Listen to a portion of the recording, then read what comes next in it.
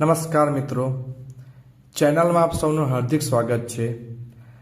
આજે આપણે સ્પીયરમેનના ક્રમાંકશાસ્ત્ર સંબંધાંકમાં એક સરખા ક્રમ આવે ત્યારે સુધારેલી ક્રમાંકની રીતે એટલે કે CF ની રીતે દાખલો કેવી રીતે ગણી શકાય તેના વિશે જોવાના છીએ। તો સૌપ્રથમ તો આપણે એક રકમ જોશું અને સમજવા માટે પ્રયત્ન કરીશું। તો આપણી પાસે એક રકમ છે, બે ચલો છે, x ચલ છે અને y ચલ છે। અગાઉના દાખલામાં જે રકમ હતી તે જ રકમ છે। તેમાં જોશું કે અહીં રકમનું પુનરાવર્તન દેખાય છે અને આ રકમોનું જ્યારે પુનરાવર્તન થતું હોય ત્યારે ક્રમાંકશાસ્ત્ર સંબંધાંકનો દાખલો થોડોક અઘરો બનશે। તો અગાઉના દાખલામાં આપણે સરેરાશ કિંમત એટલે કે સરેરાશ કિંમત એવરેજ સ્કોરની આધારે કેવી રીતે શોધી શકાય સ્પીયરમેનનો ક્રમાંકશાસ્ત્ર સંબંધાંક તેના વિશે જોયું। આજે આપણે સુધારેલી કિંમત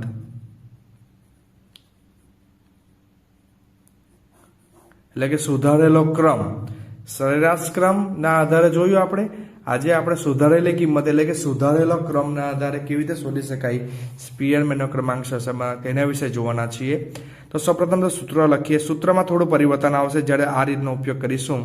તો 1 - 6 sigma d square plus CF, આ એક પોર્શન એડ થાય છે મિત્રો, પ્લસ CF કૌંસમાં n સ્ક્વેર માઇનસ 1। તમે જોઈ શકો સૂત્ર તેનું તે જ છે, પણ આ એક વસ્તુ એડ થયું પ્લસ CF, બરાબર। તો આ સૂત્રમાં એક વસ્તુ એડ થાય છે પ્લસ CF, સુધારેલી કિંમતે દાખલો ગણીએ છે અથવા સુધારેલ ક્રમાંકની રીતે દાખલો ગણીએ ત્યારે।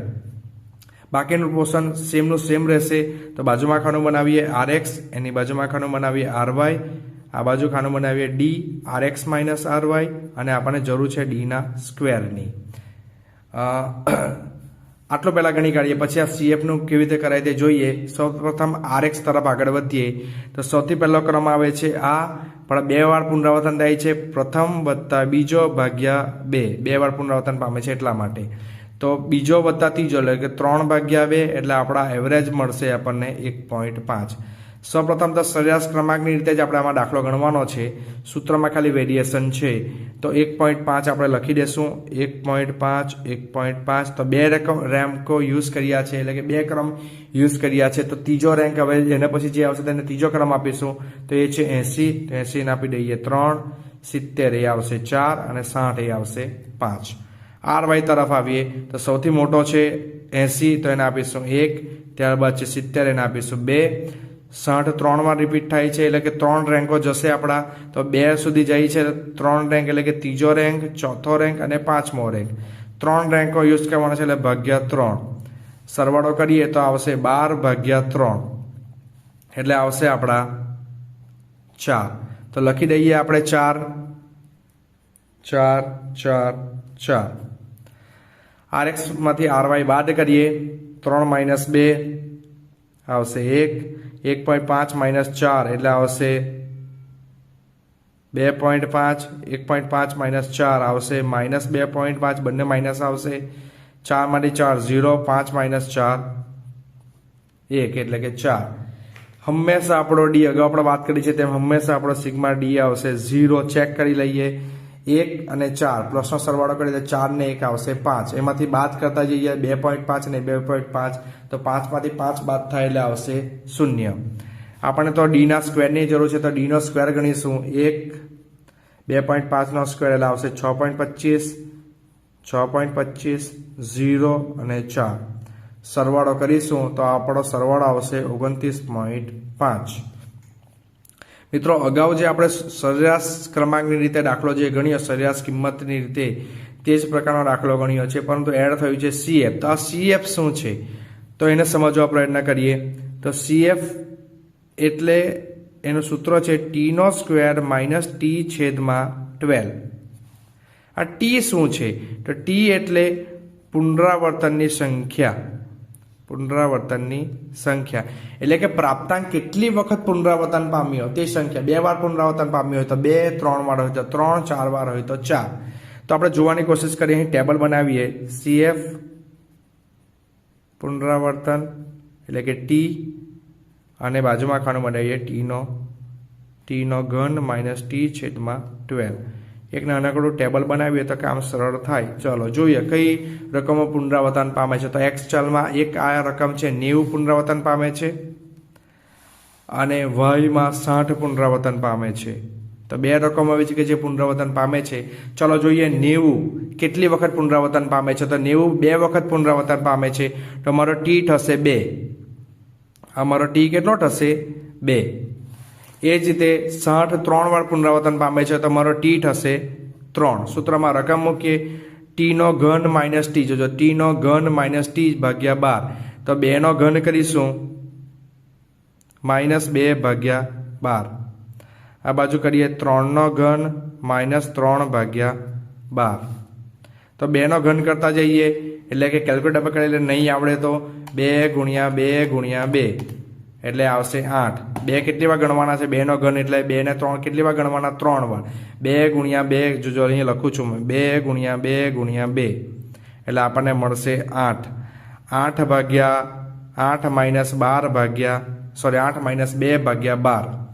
એ જ રીતે 3 નો ઘન તો એ કેવી રીતે આવશે 3 ગુણ્યા 3 ગુણ્યા 3. તો 3 ને 3 9 9 તાલી 27. 27 માઇનસ જોજો 3 27 માઇનસ 3 ભાગ્યા 12. તો 8 માંથી 2 બાદ કરીએ તો આવશે 6. તો 6 ભાગ્યા 12 કરીશું એટલે આવશે 0.5. આ આવશે 0.5. 27 માઇનસ 3 બાદ કરીશું ભાગ્યા કરીએ 12 એટલે આવશે આ 2. આ 2 નો સરવાળો કરીએ એટલે કુલ CF આપણને મળશે 2.5. તો કુલ CF આપણને કેટલો મળ્યો 2.5. ફરીથી રિપીટ કરું છું. જો સૂત્ર શું છે ટીનો ઘન માઇનસ ટી છેદમાં 12. તો જે રકમ પુનરાવર્તન પામતી હતી તે આપણે જોયું તો 90 બે વખત પુનરાવર્તન પામતો હતો એટલે એમાં ટી આપણો થઈ ગયો 2. અહીં 60 3 વાર પુનરાવર્તન પામતો એટલે મારો ટી થઈ ગયો 3. આ સૂત્રમાં આપણે રકમ મૂકી ને એ પ્રમાણે આપણે એનો જવાબ લાવતા ગયા તો આપણને CF મળ્યો છે 2.5. સૂત્રમાં રકમ મૂકીએ તો 1 માઇનસ 6 કૌંસમાં સિગ્મા ડી નો સ્ક્વેર આપણે લાવ્યા હતા 29.5 વત્તા CF આપણે ગણીને લાવ્યા હવે 2.5. તો એડ કરી દેશું 2.5 કૌંસમાં n આપણી પાસે છે 5 1 2 3 4 ને 5. તો લખી દઈએ 5 કૌંસમાં 5 નો સ્ક્વેર માઇનસ 1 6 કૌંસમાં 29.5 વત્તા 2.5 કરીશું 29.5 વત્તા 2.5 તો આવશે આપણા 32 છેદમાં 5 કૌંસમાં 5 5 25 માઇનસ 1 1 માઇનસ 32 ગુણ્યા 6 કરીશું આવશે 192 છેદમાં 5 કૌંસમાં 24. આગળ વધીએ 1 માઇનસ 192 24 ગુણ્યા 5 એટલે આવશે 120. કરીએ 1 માઇનસ 192 ભાગ્યા 120 કરીશું તો આવશે 1.6 એટલે આપણો R આવે છે 0.6 પર કેવા આવશે માઇનસ. તમે જોઈ શકો આપણો R આવ્યો છે 0.6 માઇનસ. તો આમાં આપણે શું વેરિએશન હતું તો સુધારેલી કિંમતે જ્યારે દાખલો ગણીએ છીએ ત્યારે CF એડ થાય છે. આ વધુ સચોટ રીત છે આંકડાશાસ્ત્રની ક્રમાંકશાસ્ત્ર સંબંધાંકના સંદર્ભમાં. જવાબ વધુ સચોટ આવે છે. જે રકમ પુનરાવર્તન પામે છે તેની અસરો આપણે આમાં એડ કરી છે. તેનું સૂત્ર જે હતું તેનો ઉપયોગ કરીને આપણે એ સૂત્રનો ઉપયોગ કરીને આપણે CF લાવ્યા. એ CFને સૂત્રમાં એડ કરી અને એ પ્રમાણે જવાબ લાવ્યા -0.6. આની આગળ જે આપણે દાખલો જોયો એટલે કે સરેરાશ કિંમતે જ્યારે દાખલો જોયો ત્યારે આપણો જવાબ આવ્યો હતો 0.47 સમથિંગ એટલે કે 0.775 સમથિંગ જવાબ આવ્યો હતો અને આપણો આ જે જવાબ આવે છે 0.6 માઇનસ બંને માઇનસમાં હતા. તમે જોઈ શકો જવાબમાં વેરિએશન છે. જવાબમાં વેરિએશન એટલા માટે છે કારણ કે આ પુનરાવર્તનની સંખ્યાના કારણે આ જવાબમાં વેરિએશન છે. CF આપણે એડ કર્યો છે એટલે આ વેરિએશન આવ્યું છે. પરંતુ આ પુનરાવર્તન ઓછું હોય તો આ જવાબમાં વધારે વેરિએશન આવતું નથી. આ પુનરાવર્તન અહીં સંખ્યા 2 જોવા મળે છે એટલા માટે વેરિએશનનું પ્રમાણ થોડું વધતું ગયું. એટલે પુનરાવર્તનની સંખ્યા જેમ જેમ વધતી જાય તેમ તેમ આ બંને રીતે દાખલો ગણતા સહસંબંધાંકની કિંમત અલગ અલગ આવે છે. પરીક્ષામાં મોટે ભાગે સરેરાશ કિંમતની રીતે અથવા તો મોટાભાગના પાઠ્યપુસ્તકોમાં સરેરાશ કિંમતની રીતના દાખલા વધુ હોય છે. સુધારેલી કિંમતના દાખલા એટલે કે CF વાળા દાખલા તમને મૂળ આંકડાશાસ્ત્રની બુકો અથવા તો આંકડાશાસ્ત્રની જે રિસર્ચની બુકો છે તેમના તમે જોવા મળશે. તો આશા રાખીએ કે તમને આ સૂત્રમાં સમજ પડી હશે અને આ રીતમાં તમને ખ્યાલ આવ્યો હશે. Thank you so much.